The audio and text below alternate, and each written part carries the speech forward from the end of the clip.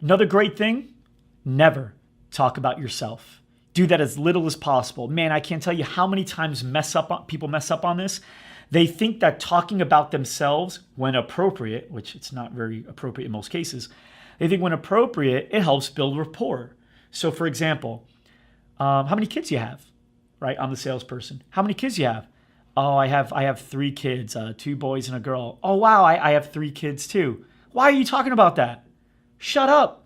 No one wants to hear about your damn kids. Have you ever been totally intrigued about a stranger's kids? Have you ever noticed somebody flip open their wallet and you just go like, this is amazing. I'm so glad my day is so much better now that I've watched these pictures of these kids I don't know from this person I don't even know either. No.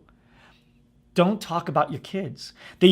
I know why you do it. I used to do it too. You do it because you feel like by relating to the person, by having something in common, you're building rapport. You're not. Okay? Because everyone does that. You want to separate yourself. You want to be a pattern interrupt from everybody else. Everyone does that. So think about this girl. Think about a woman that you know that has kids, right? And let's call her Joni, right? So Joni goes to a party with all of her other girlfriends. They all have kids too. And Joni tells a story about her kids and goes, oh man, little Mikey was so funny yesterday. He came home and blah, blah, blah. And she tells a story about how funny Mikey was, right? What happens? Do you think the other girls are going, tell us more about Mikey? No, the other girls are racing to talk first about their kid. Oh, Cindy did the same thing. Cindy comes home sometimes, and then next thing you know, everyone's talking about their kid and how funny they are. And it's always a competition. If you say your kid's bad, oh, my kid he's a nightmare. He doesn't sleep. He doesn't do this. And the other person, oh, my kid too. He was so colicky. And it's just like, stop. No one wants to hear about it. And we do it because we think it builds rapport. It doesn't. It doesn't. It creates separation. So be the one person that for the first time ever actually wants to hear strictly about you. Joni, right? I don't want to talk about me. I'm here to learn about you. That's why you're here. You're here to find out if this service is right for you. We're not going to get anywhere talking about me and my kids. So talk about them. Find out who they are. Everyone's favorite topic in the whole world. We know what it is? Themselves. Not football. Maybe it's a close second. Right? Or basketball. Basketball is my close second, right? But you definitely want to talk about themselves.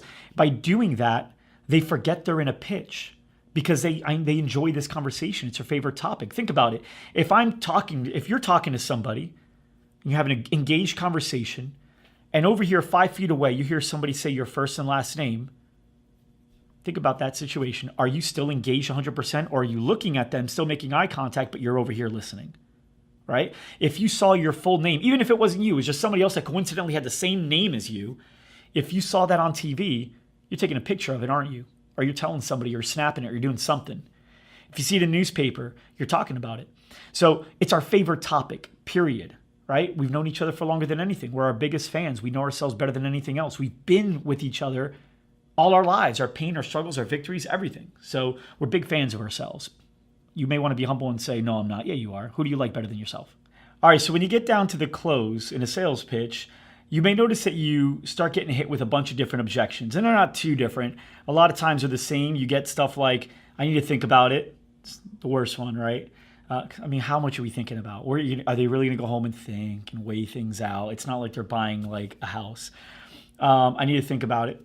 Another one is, I need to talk to my husband. Another one is, I don't know if I can afford it. I don't have the money. They give you all these reasons. But let me tell you what's really going on. And I actually addressed this in a previous Facebook Live. But there's 3 things that are constantly going on in someone's mind that's convincing them to not buy from you. Now, they don't even know these things are happening, which is crazy.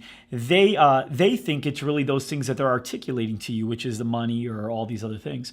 But in reality, they're going through 3 different things. Number 1. What's up, everybody? It's Mike Arce here. Thanks so much for watching this quick clip. And if you want to see the rest, and mainly the 3 objections that every single person goes through during a buying process and how to overcome those objections before they even become a problem, then go to thegsdshow.com and check out this episode 34, and watch the entire show. Thanks so much, and I look forward to talking to you soon.